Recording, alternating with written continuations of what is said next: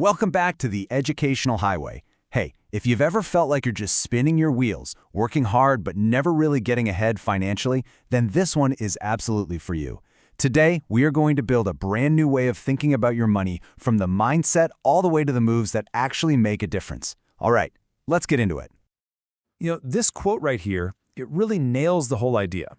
Investing isn't some super complicated game for Wall Street geniuses. Nope. It's about building a system that creates freedom.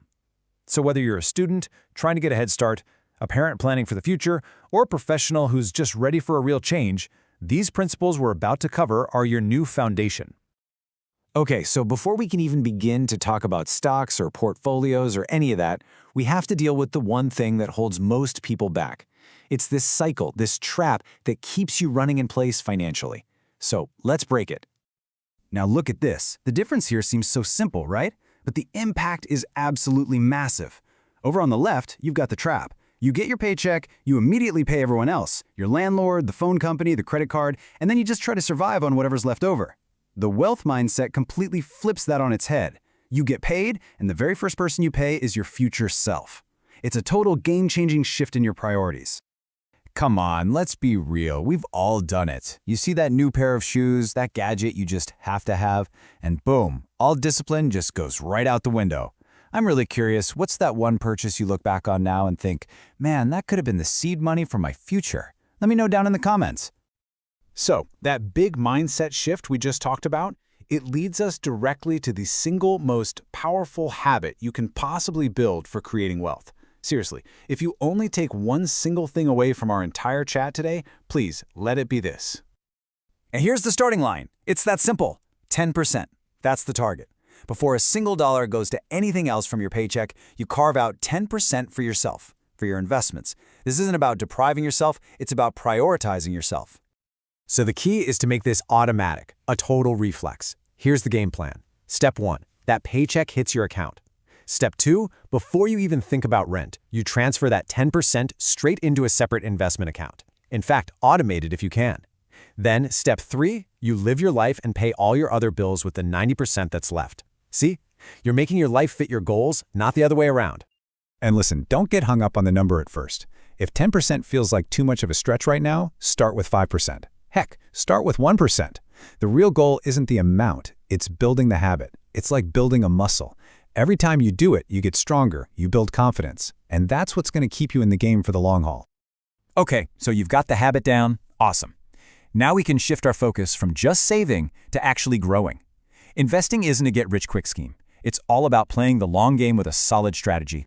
And this right here, this is your secret weapon, compound interest. It sounds complicated, but it's not.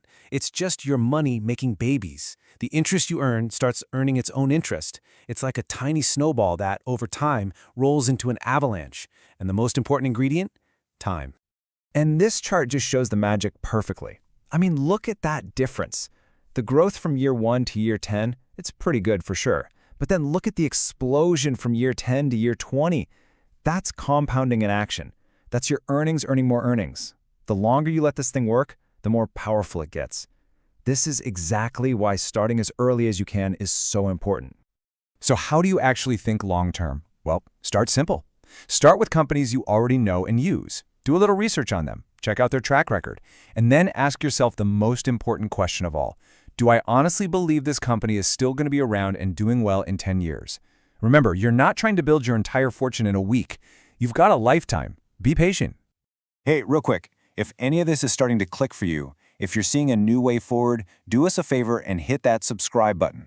It's the best way to make sure you stay on this journey with us. We'd love to have you. All right, so we've covered the mindset, the habits, the long-term view. Now I want to be super clear about this next part. What we're about to look at is a more advanced tool. It is not, I repeat, not a starting point for beginners. We just wanted to peel back the curtain a little bit to show you how some of these mechanics work and why it's so important to understand what you're doing. Let's talk for a second about options. When you strip it all down, an options contract is really just a deal. It gives the person who buys it the right, but not the requirement, to buy or sell a stock at a price you both agreed on by a certain date. Think of it like putting a non-refundable deposit on a car to lock in the price for a month.